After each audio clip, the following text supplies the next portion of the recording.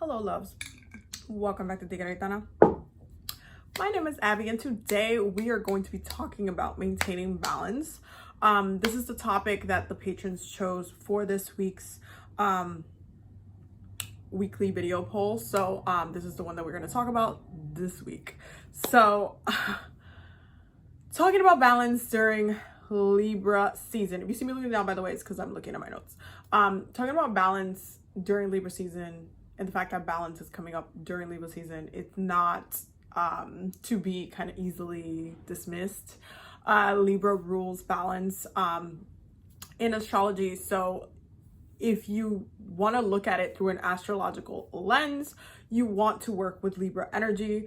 And you also want to kind of sit down and ponder why Libra energy, which rules balance, is ruled by Venus. Okay, and I'm gonna talk about the astrological part first before we kind of start talking about the rest of the stuff coming up. So looking at balance through an astrological lens, the fact that Venus rules Libra, okay, Venus being the planet of money, love, pleasure being the big focus that I want you to kind of zoom in when we're highlighting Venus ruling Libra, and that partnerships and love and, you know, those connections, those other half kind of situations, and at the same time ruling enemies, ruling justice, and balance, and maintaining that balance. Now, how does those two connect? How do you have like love, pleasure, money, and then like, you know, partnerships and marriage and all of this stuff, and then you throw in a little bit of like justice in there? Well, the way you should really address it, looking at it through an astrological lens, is to not completely dismiss the presence of Venus in Libra in a sense of balance and justice. And the reason for this is, ask yourself, are you having pleasure? Are you enjoying your life if you have a lot of negativity around you, a lot of things going on that are, you know, like your body doesn't feel good, you're sick, you're feeling like your mental health is really like weighing heavy on you, you're going through a lot of emotional turmoil? Are you in balance, and is that pleasurable? Venus brings and highlights that energy of Libra where it's, hey, balance and justice and pleasure. And it tells you, hey, well, do you want to enjoy your life? How about you seek pleasure? Now, there's different ways of seeking pleasure, and there are people who seek pleasure in negativity. We know this.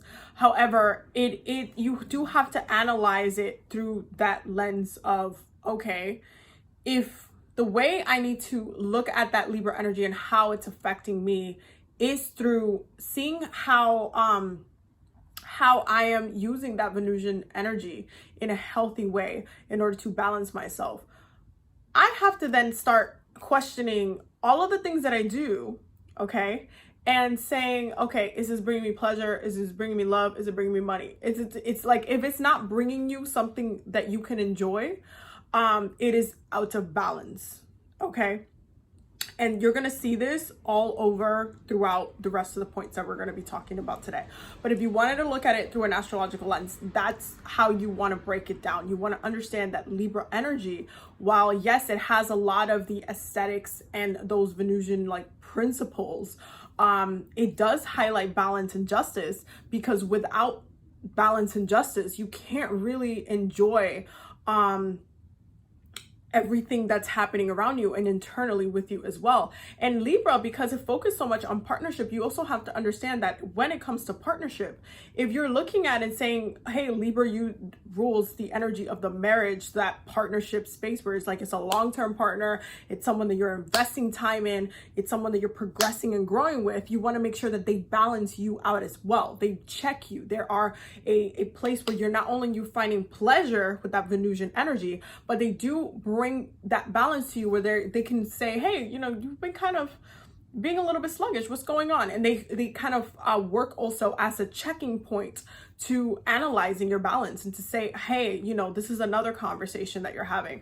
Not only do you have to kind of show up for you, but your partner is also going to look at you and say, hey, what's going on with you? Are you okay? What's like, why aren't you trying to do anything about it? Why aren't you trying to be happy? Like, am I the problem? Like, and then it opens up all of these kind of sorry, that's Luna playing with my water bottle. She just woke up for a nap. That was my fault. But when you're looking at your partner and looking at Luna, stop.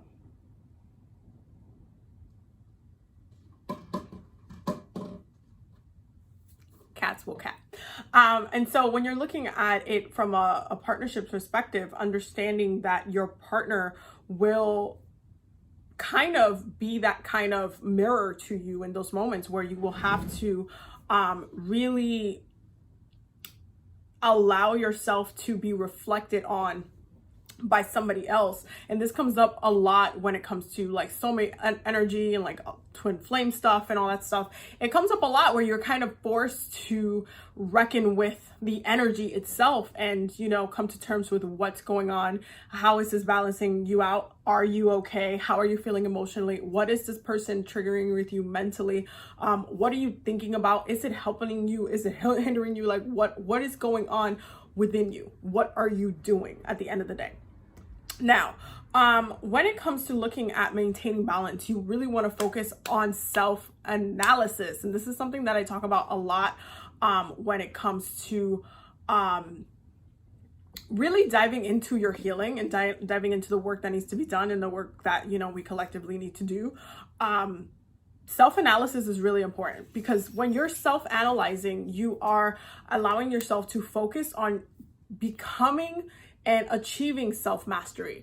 And self-mastery is really important because once you've got self-mastery down, you can then co-create seamlessly without any type of issues. Now, self-analysis, when you're looking at self-analysis, you want to make sure that you are looking at every single area of your life, every single area of your being, spiritually, mentally, emotionally, and physically. So if one of those things is out of balance, you're going to be feeling the emotional effects, the mental effects, the spiritual effects on you. So if you're looking at it, you're like, okay, well, you know what? I've been like really overeating and I've gained some weight. You're going to be feeling it physically. You're going to be feeling it mentally because you just came to the conclusion that you're overweight. You're going to be feeling it emotionally because you're either going to feel good about it or you're going to feel bad about it, depending on if you were trying to gain weight for whatever reason. Maybe you were trying to gain weight. So you saw it as, oh my God, I gained the weight that I needed and boom, and now you feel great about it. Like it does affect you, the way that you,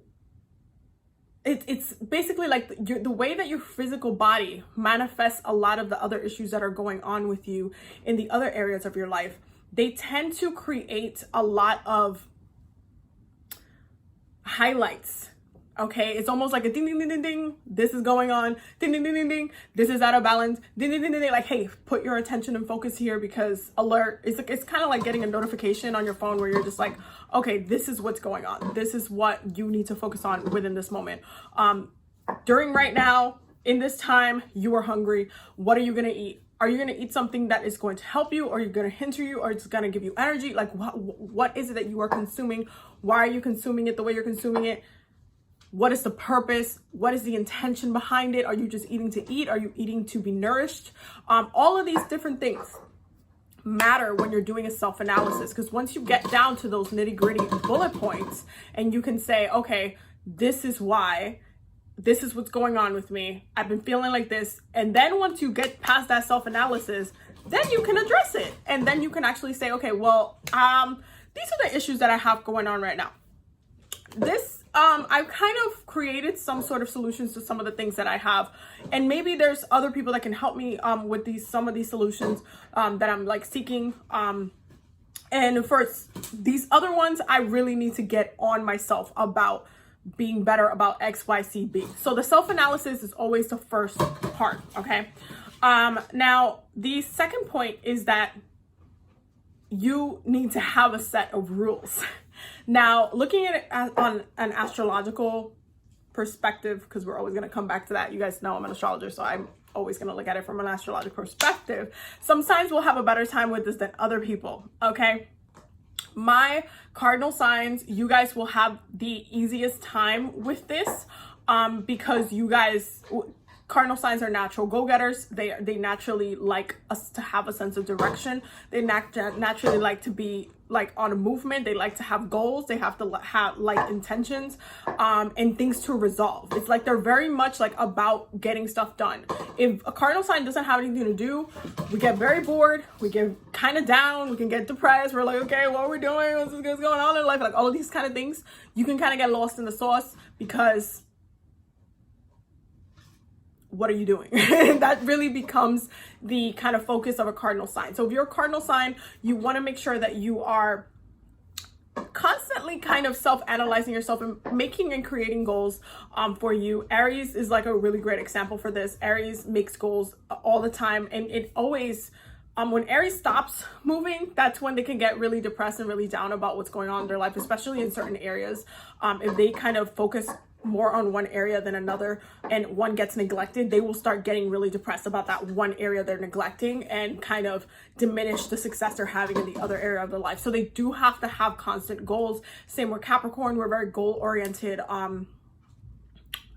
sign, and we like to kind of look at things in the longer terms, okay? Longer term intention, longer term goals, longer term leveling up. Like we're really about creating bigger intentions that kind of make the game that we're playing, this game of life, a little bit longer and more kind of purposeful and meaningful. Libra as well likes that partnership and likes to have that, you know, not just you necessarily directing the narrative, but having somebody else to say, hey, co-create with me. What do we want to build together? How do we want to work together? What does this partnership look like? How can we take this idea and make it the best? What ideas do you have? How can I use what the ideas that you have and like push it forward? And so Libra creates that brings that energy of partnership and connection and says, okay, let us work together to move the needle forward. So Libra is, as much as it can, you know, ride on its own, it is very, very much a dualistic sign in that way. Now with Cancer, it moves the needle on an emotional level. And we know that the best manifestation of Cancer energy being progressive and about continuing and moving the needle forward is because of like what they rule. And because Cancer energy rules that mothering energy, okay? You have to think about what mothers do. They give birth to a child and then they nurture the hell out of it, okay, throughout so much time in their lives, okay? That all of that is a time investment. All of that is an analyzation of different points of the life, that kid's life, what they need to eat, what nutrition is going into their body, all of these different elements and things. That's how Cancer progresses and moves forward through the narrative of their own life. It's just that a lot of the time they nurture other people more than they nurture themselves. But hopefully eventually that y'all get it together, because I believe in y'all. Anyway, now for my mutable signs, you guys, okay, you guys have to be a little more flexible with the rules that you create. And the rules are very, very important, okay? Because the rules that you follow and the rules that you create for yourself on a day-to-day are supposed to be meant for you to be able to create your life in the way that you want to see it, okay? You see rules come up, and we're going to come back to the fixed signs. We're going to come back to mutable signs, but you see rules come up throughout generations and eras in history in ways that are meant to help you commit to these rules so then you're able to excel in life, okay? One of the biggest and most beautiful examples of this would be the 42 Laws of Maat. One of the most popular plagiarized versions is the 10 Commandments. But if you look at those rules, if you look at the rules that the 42 Laws of Maat has, for example, let's look at a couple of them. And these are things that, again, when you're doing your self-analysis and you want to kind of, use the rules to compare what you're doing and self-analyze and say, okay, does this resonate with me? Is this something that I need to stop doing? Is this something that I feel good doing? Is this something that I feel bad doing? Am I internalizing a lot of my own behaviors against these laws? And the rules are important, and I'm going to explain why. So, for example, I have not stolen, I have not committed sin, I have not told lies, I have not cursed, I have not, hold on. I'm trying to find like the really, really, really fun ones. There's a lot of rules in here. I'm letting you know right now. I have not used evil thoughts, words, or deeds, okay? I have not taken food from a child is one of them.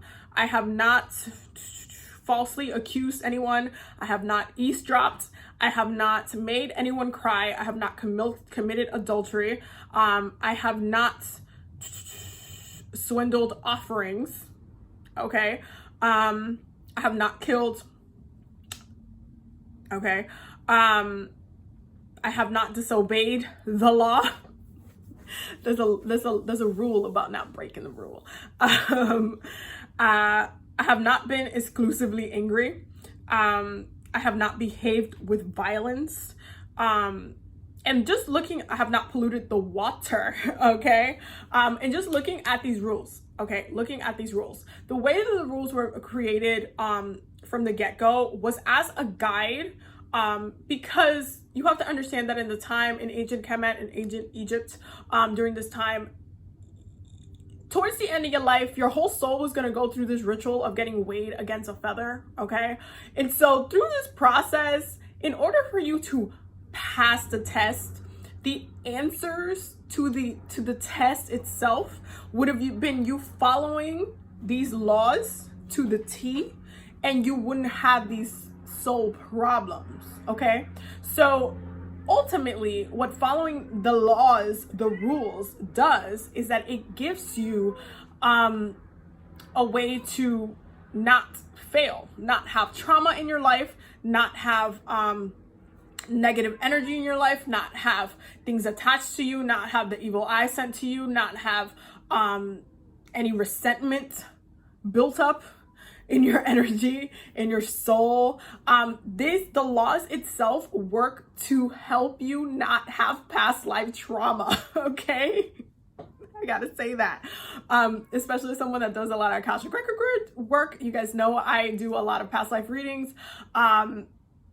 Having the core rules here give you that foundation of saying, hey, if you follow these rules, you can live your life and peaceful and grace and have, move on purposefully and not have any issues. You're just enjoying the hell out of your life.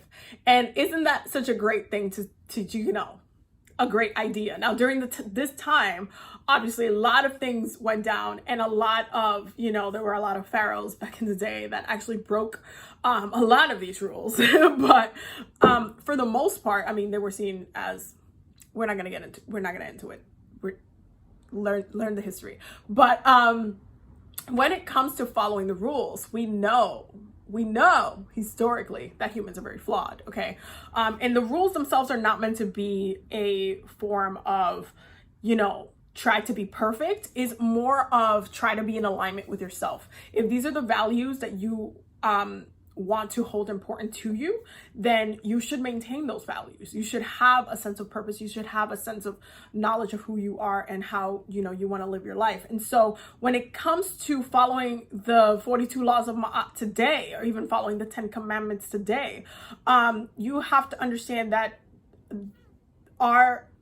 this era, okay, this specific time that we're in, it is the age of Aquarius, okay? Aquarius is a huge revolutionary sign, okay? It says collectively we need to upgrade, collectively we need to change. The thinking, the mindset, the crown chakra cannot just stay the same. You cannot just follow the same things that you have before and expect it for it to work. It is great to know history, but it's also great to evolve from history as well. And so when we look at the 42 laws of Ma'at and you say, okay, so, especially it's a mutable sign.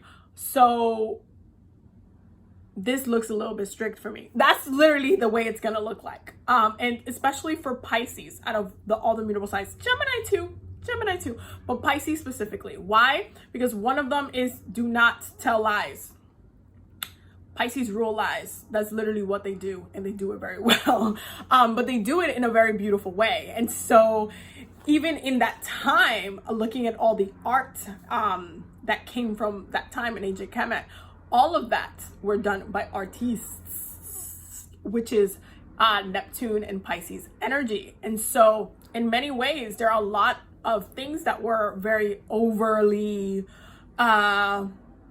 depicted that are not necessarily a realistic representation of those times, but are still depicted in a very artistic form to that time, to that era. And so when you look at and you say, do not lie, what do you mean by do not lie? Okay.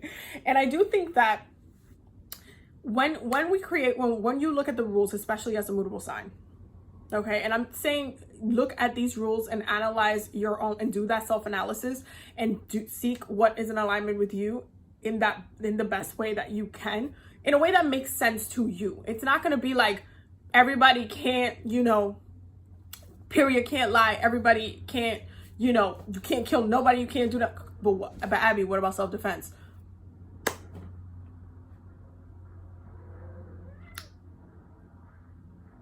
Well then, I mean, let me tell you, if you are reborn into an animal in nature, it is literally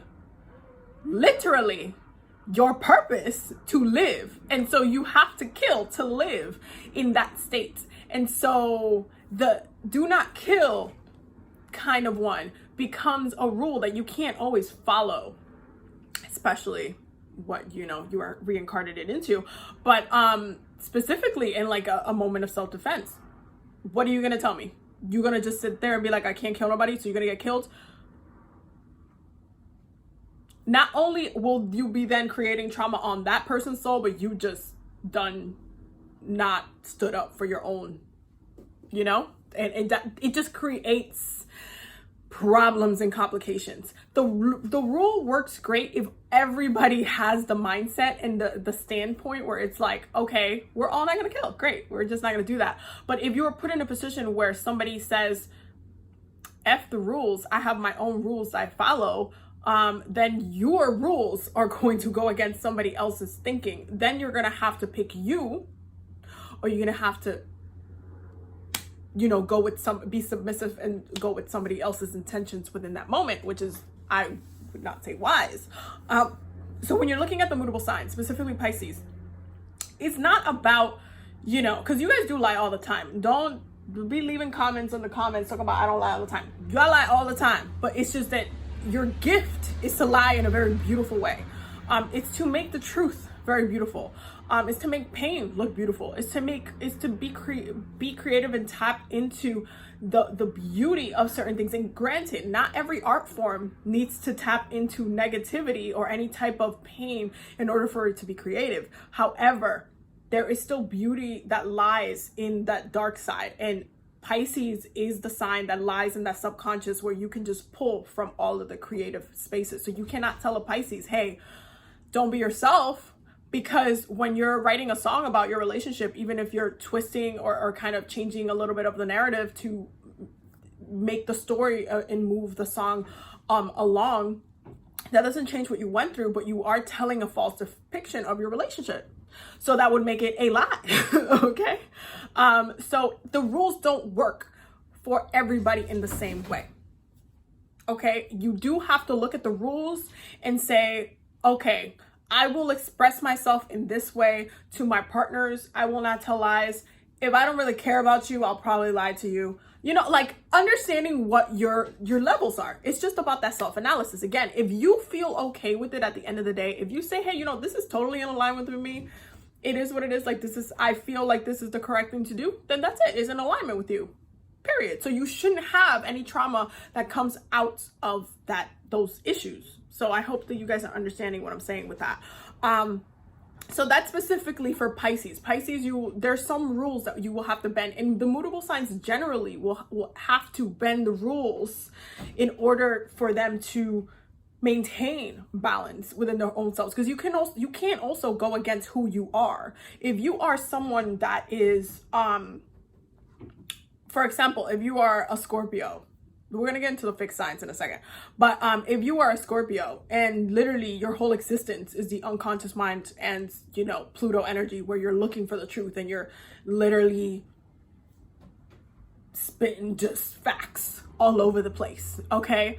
And, you know, somebody, and you're following the rule of, you know, you haven't hurt anybody, or you haven't, there's like so many damn rules in here that I cannot pick one to just like make this example. But the one that says I will not use evil thoughts, words, or deeds, or like even the one that says I will not act hastily without thought, or even the one that's like, there's just so many of them. I have not been an eavesdropper, which is something y'all do all the time. Because again, you guys look for the truth. And if that's what your curiosity piques, and if that's who you are, if you are just naturally drawn to searching deeper for what's actually going on with whatever the topic is, then that is your reality. And so when it comes to like eavesdropping, or like if you're a detective or something like that, you just done broke that rule because you eavesdropping. You see what I mean? So you do have to customize the rule to fit your purpose. So what does that look like to you? Are you, for me personally, okay, because my Scorpio placements are really lively. If I'm not trying to eavesdrop, but you so happen to be right behind me and you saying some really crazy stuff and my ears just happen to be there, I don't know what you want. I mean, AirPods did not exist during this time. So I'm just saying, you're gonna pick up on things, and you're gonna notice things that some people are saying that other people are just oblivious to. And you're like, wait, did you just really just say that? What? And even just noticing things about people's behaviors for Scorpio, like the way somebody's standing, if somebody's kind of turned a certain way, the way someone's kind of like has their hands and stuff. Like Scorpios pick up on so many different types of details by not even trying. They just see it. They're like, oh, this person's acting kind of weird. Are they okay? Like immediately, you have no idea how many times I've been like annoyed or irritated, and I've had like a Scorpio really like walk right in front of me, and they literally within 1 millisecond they give me a look, because they go into full analyzation mode. It happens in like 1 second. They know something's wrong. They know something's up, like right away, period, boom, da, that's it. They know. And then they're like, oh, I mean, you okay? And I'm like, nah, I gotta tell you, because if I even try to lie to you, you're gonna know I'm lying to you. That's just a fact. That's literally just a fact of the matter. I'm serious. That's just how Scorpios are, period. And so when it comes to like not using your intuitive gifts, it's like a slap in the face to be told, hey, this is a rule. So you do have to understand that when you're looking at this rule and you're going through your self-analysis and you're saying, hey, what is and is not in alignment with me? If not killing people is in alignment with you, then that is one of your rules. That is the line you will not cross, and that is something that is in alignment with your spirit. If not sleeping with somebody else's partner is one of your rules, then that is one of the things that you're in alignment with. So like, for example, if you do happen to get attracted to someone who has a partner or whatever, you do then have to process what's going on with that, the purpose of the rule being there, why it's in alignment of your spirit, whether your willpower and your intention is to break it or not. All of those things matter. And so you have to process it. You do have to understand how the rules that you create for yourself not only help maintain your balance, but then help keep you in check in the long run. Okay, so for my mutable signs, looking at Gemini, for example, Gemini is one that kind of naturally, astrologically speaking, we know Gemini can go anywhere. Okay, it can go past any boundary. They just do. They break molds. They're able to really talk about and communicate about things that people find, you know, like super, just areas of like, do you need like a red zones? Geminis can like just go in there, bring up the topic, and like have so many people talking about it and creating these discussions. But again, that is their purpose. There are the messengers. And so when you look at them as a mutable sign and you're saying, hey, stay in this mold, these are the rules. You can't tell a Gemini these are the rules, because Geminis are the children of the zodiac. So you can't tell them here's a bunch of rules. Gemini has to make them for themselves. And a lot of the time, Geminis don't have too many rules, because they like to stay flexible. They know what they like. That's usually what it is with the Gemini. They know what they like, and they continue to do the stuff that they like to do. Okay, and they continue to look for other things that they might like, and they'll add that to their routine. They know what they don't like, and sometimes they'll try things that they don't like just to see if they still don't like it. Like, Geminis are very, very flexible. They're like air. And so you can't tell a Gemini, hey, stop being cloudy, because guess what? That happens in nature. There's clouds in the sky, it rains, it goes through different cycles. And so when it comes to looking at balance through a mutable sign lens, it's not going to look the same as a cardinal sign lens, because the mutable signs need the flexibility. They need less rules. If anything, they need certain principles that they stick to generally, but they have to be principles and goals and rules that they kind of leave them in an open space for them to be able to create, communicate, and share with other people. So maintaining balance through a lens of like the laws of Maat, for example, like if, let me see, I'm trying to pick one of the rules so I can use it as an example. I have not caused disruption of peace. Okay, so this one is really interesting, because let's say you are the messenger. Somebody is definitely in a state of denial, in a state of not knowing what's going on or something like that. And here comes a Gemini and says, hey, you need to know this. I didn't even paint a scenario. I just said, you need to know this. This is the message for you. Okay. And then it causes a disruption of peace to that person who was completely blindsided by a situation at hand that they didn't have any awareness of. They are the messenger though. And so if you happen to disrupt somebody's peace with the truth or the message that you're saying, it goes against the law of Maat in this. And I'm not, by the way, I'm not trying to use the laws of Maat in order to disrespect the laws of Maat. I have a lot of respect for the goddess Maat. She is amazing, and she's also really great to work with for balance, especially if that's something that you aren't in a call in your life.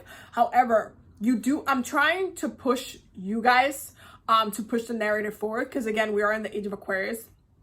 My Venus is in Aquarius, okay? And so I am trying to communicate with you guys how it needs to evolve, how the rules need to be upgraded to you, to who you are today, because we are not in those ancient times where we had to follow these things. And even like, for example, if you're someone that is initiated, there are rules that you literally have to follow. If you're a child of Yamaya, you can't eat seafood no more. You just can't do that. And you really can't do that. That's one of the rules you just can't break. But there are certain rules that you were given that you have to follow. Like, period, done. This is not an argument. This is not up for discussion. This is a period. Okay. However, for those who are not in like commitments in like that, you do have to understand how to take control of your life. And that is the point. That's what I'm trying to communicate with you guys through the analysis of the 42 laws of Maat as far as maintaining balance. So it's not as like, look at the laws and just like dismiss them. The laws are very important, but it's also about understanding how to use the laws and this day and age where you can actually apply them to you in a way that works with your spirit and keeps you in balance in this lifetime. Because that's the whole point. Remember, I said that earlier. The whole point was, here are the answers to the test so that when your heart gets weighed against a feather, you good, you pass, that's it. You know, like, that's the whole entire point. The point is, here are the answers to the test. You want the answers to the test, here you go. You were given to it at birth. You were grown with them. You were taught with them when you're young. You know what you need to do. If you don't do it, that's on you. We taught you the answers to the test. Once you get to the end of the test and now you taking the damn test, here comes the test. Like, it's like going to school and you're literally taught the same thing over and over again. And then you have to take the test. It's simple as that. It's really as simple as that. However, in this day and age, you do have to apply them in a way that makes sense to you, that feels in alignment to you, because restrictions are not always going to look good, are not going to look good, but they're not always going to feel good to every sign. Sagittarius, as another example, as a mutable energy that needs to kind of be a little bit more freeing, okay? Sagittarius doesn't like to be pinned down. And as much as they respect culture, rules, education, and looking at why these rules need to be done in the first place, they like to understand the purpose of the thing, rather than completely following all of them, because they do like to understand all aspects, not just like, hey, this is it, that's it, this is it, that boom, that's it. Like, I don't want to know anything else but this. That's not necessarily how Sagittarius moves. Sagittarius' curiosity peaks anywhere that their mind takes them. And so they too need to be flexible with the rules, and understanding how these rules might look against another culture's rules, and looking at how oh, sorry, that was my computer, and looking how at how these other rules really apply to against like what was taught in another part of the world. So all of these things are really, really important to just self-analyze. Now, fixed signs. Fixed signs I saved you for last. Why? Because you guys are gonna have the really toughest time integrating anything new. Why? Because you're stubborn as hell. You're stubborn as hell. You're stubborn as hell. Fixed signs, you guys need to have more of a, I feel like fixed signs specifically need to connect to the pleasure of the thing in order for them to alter into making any changes to maintaining their balance. It has to be an annoying force. It has to be something that brings pain to them. It has to be something that is just causing a lot of annoyance, a lot of like, you know, like something that they look at and they feel bad about it. Granted, they can stay sulking in those spaces for a long time. Like, for example, if Taurus, for example, overeats too much and then they get, you know, a little bit bigger and they just don't like the way they look, they're going to start feeling bad about their behavior. It's going to take visible change for them to trigger into doing anything, but they're not going to like doing it anyway. That I'm going to get that out the way. So for fixed signs, you really do need to create a set of rules and self-analyze. Look at the behaviors and then actually try to implement them, I would say slowly. When you find the pleasure, and that's the key with the Venusian energy, you do have to connect it back to that pleasure. You have to say, hey, this is gonna make me feel good. If I start drinking this every morning, this is gonna make me feel good. I'm gonna start doing this because this is gonna make my skin clear up. I'm gonna start doing this, like all of these kind of things, connecting back to pleasure. That's how fixed signs need to address it. Because if not, the rules are gonna look very rigid and very annoying, and it could work for some fixed signs and it could not work for others. So it really, really depends for my fixed signs peoples, okay? Now, lastly, the one thing that I want to talk about is soul corruption, which we talked about a little bit earlier, but the video is getting long, so I am going to wrap up very soon, I promise. But soul corruption, when you're going against the rules, especially the rules that you have set for yourself, you are really creating a lot of frustrating moments, frustrating traumatic experiences for yourself, to the point where you could have trauma built up during this lifetime, during a past lifetime, whatever, that then you do have to address in a past lifetime, or in a current lifetime. And that's something that comes up a lot in a lot of the past life readings I do. There's trauma that literally can happen from the smallest thing, the smallest, going against your own emotions, going against your own like ego, falling into somebody else's manipulations, like so many different things that goes against these rules that you could have just implemented within yourself that can keep you on track moving forward. Because that's the whole point of maintaining balance. It's to every step that you take moving forward, you are still moving with a sense of hey, this is who I am. This is just a new thing that is happening. This is a new challenge for me that I'm taking on, but this is still who I am, and I'm going to take it like a boss. I'm going to take it like this. I'm going to take it like that. It's supposed to be empowering. The point of maintaining balance, the point of maintaining a set of rules is supposed to be empowering at the end of the day. And that's really the way I want you guys to understand this, especially when it comes to soul corruption, because when you go through a process of dismissal and not kind of paying attention to the rules, or not trying to have a sense of organization, even to some capacity with my mutable signs, some capacity, you will corrupt a certain part of yourself, especially if it's mentally, and you'll see a lot of those imbalances happening with you mentally, emotionally, spiritually, where you're just feeling disconnected, you're feeling hurt, you're feeling sluggish. You just, it comes into effect. Your body will take all the weight of that imbalance that you're having. And so maintaining balance really comes from making sure that your soul itself is in a good place. So I'm going to end the video here because I literally can talk all day about this. But I hope that you guys learned something. I hope that you will go into self-analysis mode and really address the rules that you currently have for yourself. And Pinky's saying bye, apparently. It was her birthday yesterday. Anyway, so I will definitely see you guys in the next one. Don't forget to check out the Patreon because we're always learning and growing over there. And I will see you guys in the next video.